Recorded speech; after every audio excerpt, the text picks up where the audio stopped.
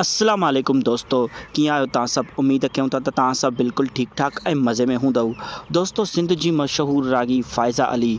दोस्तों, फ़ाइज़ा अली सिंध जी हिकु बहितरीनु ऐं सुठी रागी आहे।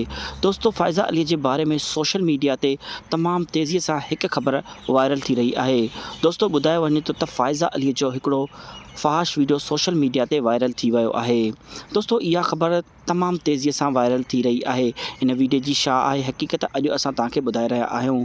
दोस्तों, फ़ाइज़ा अली तमामु घणी मशहूरु आहे पूरी सिंध में ऐं उन जे मशहूरीअ जो माण्हू भरपूर फ़ाइदो हासिलु करे रहिया आहिनि।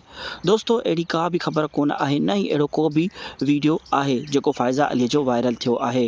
हरू भरू माण्हू फ़ाइज़ा अलीअ जे नाले ते पंहिंजो पाण खे मशहूरु करे रहिया आहिनि ऐं हरू भरू उन जे बारे में ग़लति सलत अफ़वाहूं फैलाए रहिया आहिनि। दोस्तों, फ़ाइज़ा अली हिकु सुठी ऐं बहितरीनु रागी आहे ऐं पूरी सिंध में तमामु घणी मशहूरु आहे।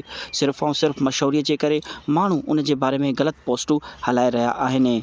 दोस्तों, न सिर्फ़ु हाणे बल्कि काफ़ी अरसे खां वठी फ़ाइज़ा जे गॾु माण्हू ग़लति सलत पोस्टूं हलाईंदा ईंदा रहिया आहिनि ऐं उन जे नाले ते पंहिंजो पाण खे मशहूरु कंदा रहनि था। दोस्तों, फ़ाइज़ा अलीअ जो अहिड़ो को बि वीडियो वायरल कोन थियो आहे।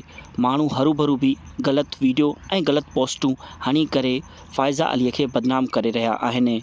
दोस्तों, फ़ाइज़ा अली मशहूरु आहे पूरी सिंध में ऐं उन जे मशहूरीअ जो ग़लति फ़ाइदो माण्हू हासिलु करे रहिया आहिनि। दोस्तों, ही हुई अॼु जी वीडियो। मिलंदासीं कंहिं ॿिए वीडियो सां गॾु। तेसिताईं ॾींदा इजाज़त। अल्लाह हाफ़िज़।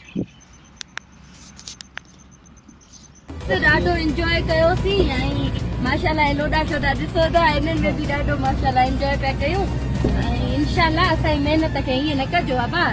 हाँ, ज़रूरु ॿुधिजो ॾिसजो। हिन वीडियो जे बारे में कमेंट्स जे ज़रिए पंहिंजे क़ीमती राय खां असांखे ज़रूरु आगाह कंदा ऐं असांजे यूट्यूब चैनल खे सब्सक्राइब करे घंटी बटन ते क्लिक करे नोटिफिकेशन ऑल करे छॾींदा।